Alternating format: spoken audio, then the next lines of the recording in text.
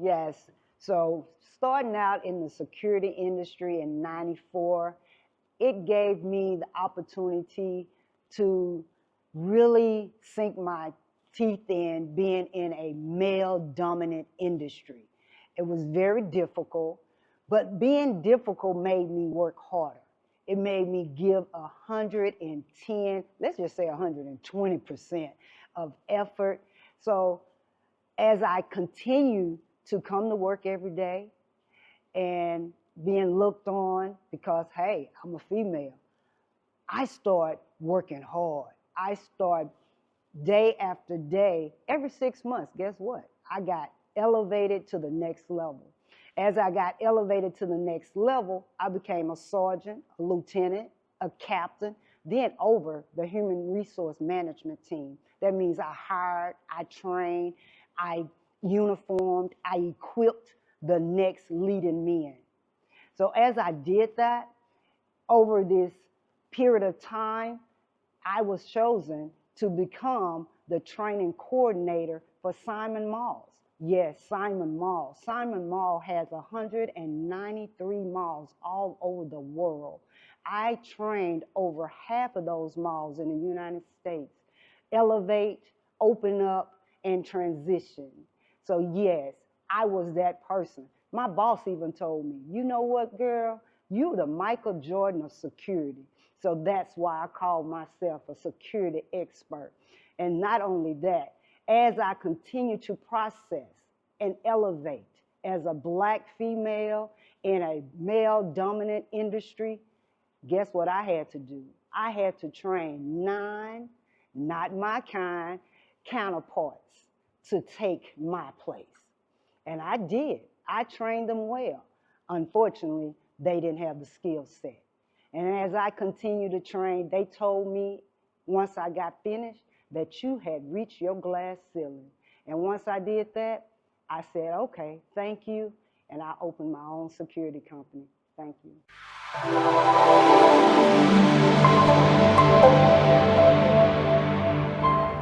Yes, and there definitely was some setbacks. There definitely was some challenges. The setbacks I had was, again, being in a male-dominant industry. The challenges I had after I started my own security company was I was just a face and a name, because most of the jobs I got and clients I received was all about word of mouth. But once I showed up to the interview, they saw me. They only saw me. They didn't see the skills. They didn't see the knowledge. They didn't see the passion. They didn't see the professionalism. All they saw was me. So when they saw me, that turned them down. That made them say no.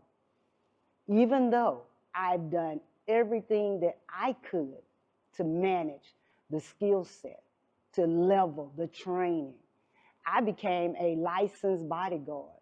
I've bodyguarded several people, and you know a lot of them. I can even name a few. Shaquille O'Neal, I did. Beyonce, I did. Because all of these people will come into the Galleria Mall, and I had to escort them through the mall. One event, we had the Super Bowl All-Star Weekend. We had over 194 celebrities show up at one time. So you can imagine the crowd was crazy. But guess what? I put a team together, ironclad team together. But again, my challenges was when I walk up to certain people, they look at me. They didn't look at the skills.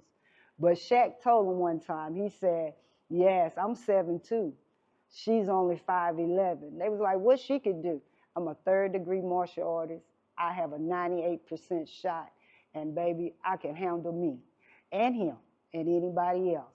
So thank you that, hey, I don't have to take nothing from anybody. The challenges have been hard being a female in a male-dominant industry. But the thing about being a female, we are resistance. We are resilience. We are just 100%. And hey, everybody know we don't give up, nor do we stop.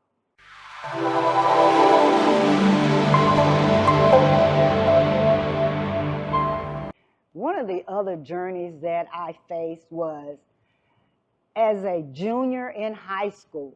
I came out in a small country town.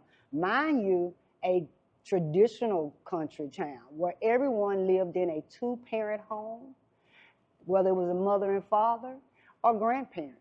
But also this town was a little racist. So I came out openly gay there, the first one ever. Now, let me tell you a story. My grandmother had 17 kids. Yes, before you said, we did have a television. I know the story. Y'all, they wasn't looking at TV. Yeah, I don't know about that. But yes, we had a lifestyle of traditional. But I came out anyway. And when I came out, I was the town basketball player. So I was the town hero as well. So kind of had a little snare, a little hate, a little judgment, a little disappointment going on. But at the end of the day, I found the love of my life, or I met the love of my life. I was in the 11th grade, she was in the 12th grade, and when we met, of course, yes, traditional lifestyle. She was with someone, ended up having a baby. We had that young little girl, and as we grew up in this lifestyle, we ended up moving to Houston. And we moved to Houston, we was together for 33 years. And yes, I wrote a book about it. It's called I Am Who God Says I Am. Because one thing I know for sure, God makes no mistakes.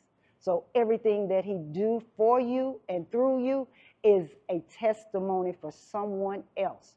So my testimony was, I live by faith, I live by truth, and I live by love. So I know God didn't make a mistake when he created this girl. Yes, Felicia White, yes.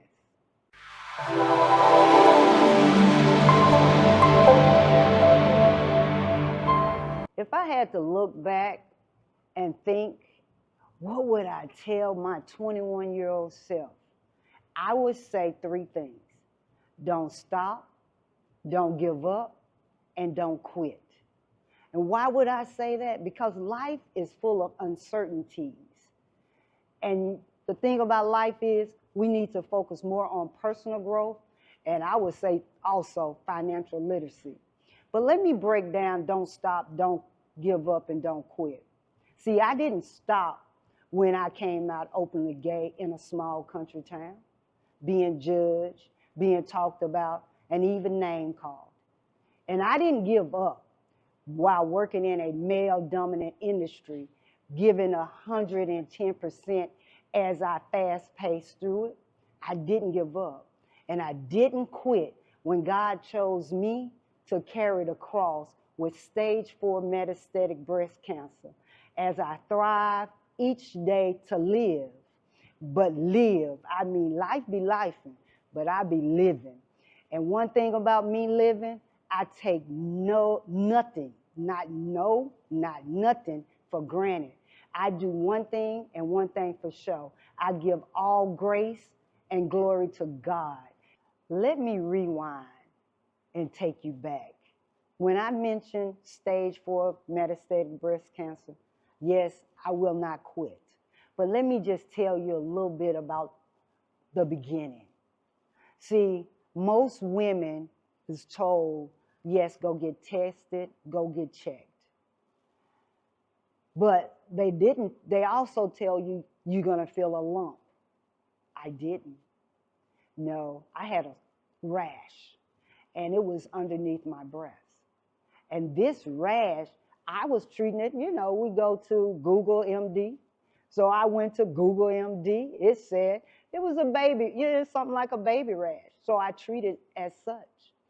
But as it kept growing and kept leaving scars, I did the next best thing. I went to the doctor. When I went to the doctor, they tested. It was breast cancer.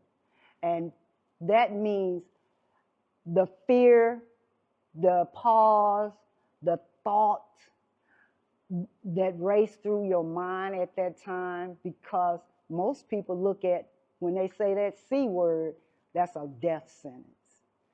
But when I heard that word, the first thing came to my mind, God, I will be your 2018 Job. Yes, that's the date. That's the year that happened. But when the doctors came in and said, Felicia, this is the treatments that you have to do. You may do a little radiation. You may do a little chemo. And I said, no, I will not. I will not do none of that. So they called me to the room. They had all these white coats come in. Yes, I was shaking. I was trembling. But I knew who I am and whose I am. So I sat there. And we all ran. I had a lot of family there, and that's what you need. You have to have a support system through this. And I did. And when doctor come in and he said, hey, this is what's going to happen. And then they said, stop, hold on. There's another doctor, the head doctor. He called us and said, wait. And so we waited. And now we're really shaking. The anticipation is hot. Tears are flowing. And he came back in, he said, for the rest of your life, you will take 2 pills. No chemo, no radiation. Tell me what God won't do. And I'll tell you, hey, he's all God and above all things.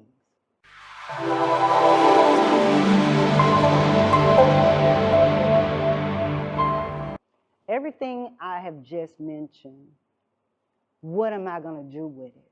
How would I package all this? See, I play basketball.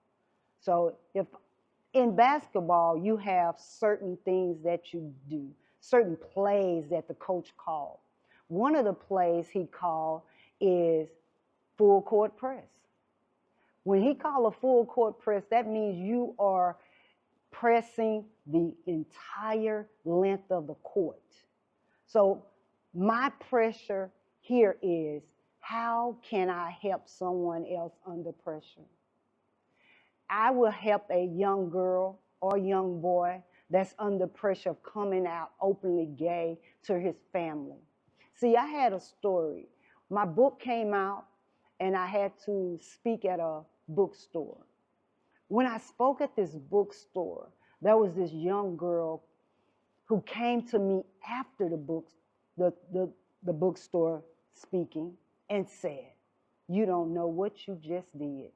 You just saved my life. I was literally going to go home tonight and commit suicide. And I said, why? She said, because my parents do not love me anymore and they do not want me in the house.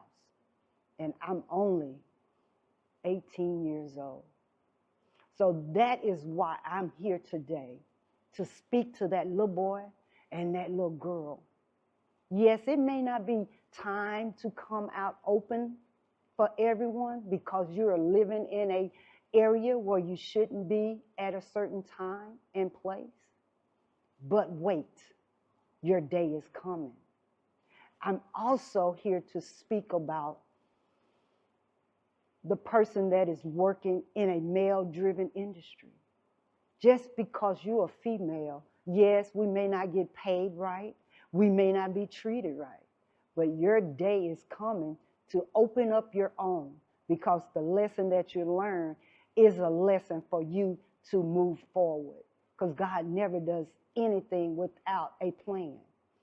Also, the young lady or male who's been diagnosed or feel that, hey, I don't know what this is, go get checked. Please go get checked. Because at the end of the day, God chose these people, these doctors, these surgeons. He gave them that talent and that skill set. They know what they're doing. Please just go get checked. Because, hey, I'm here as a disciple of Christ. I'm a minister because God said everybody will have trials and tribulations. One thing he said also is that we're all going to have a testimony. And if you're not out here delivering that test and that moment, that's what makes it a testimony. So go out and just grab the masses and let them know. Live your truth. Because, hey, that's all we got is one life. So enjoy.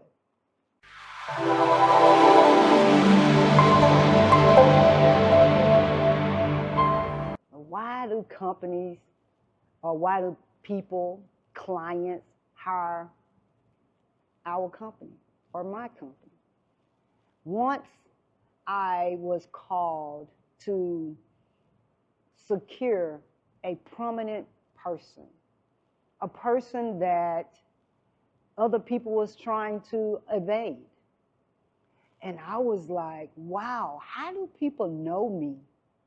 And some people say, you don't even know your name is in all rooms. And I'm like, what? Really? Me? So anyway, so let me just let you know who I am again.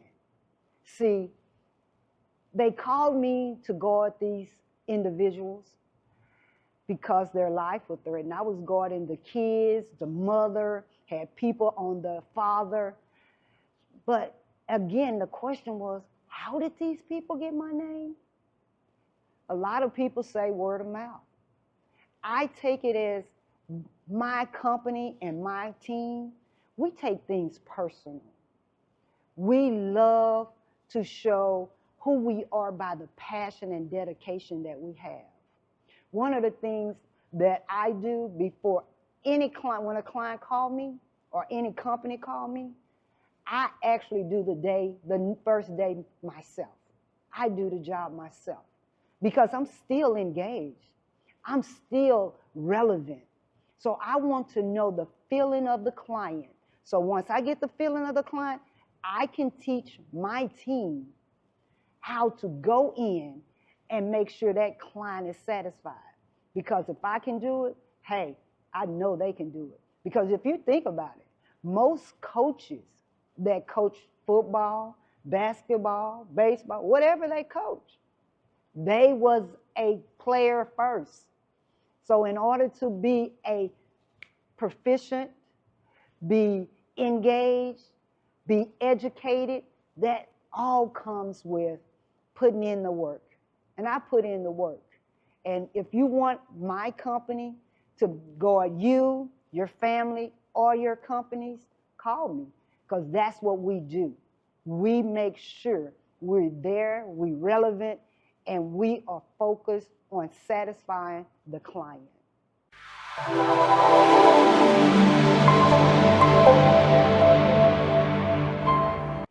Wow, this has been an amazing, impossible journey.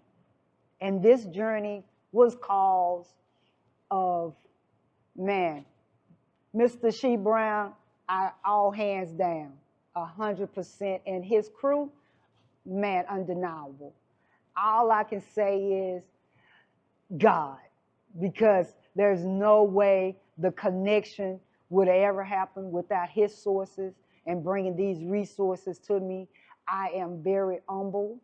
I'm very appreciative and definitely grateful for everybody, from the camera crew to the videographer to the music mogul to everybody in the room.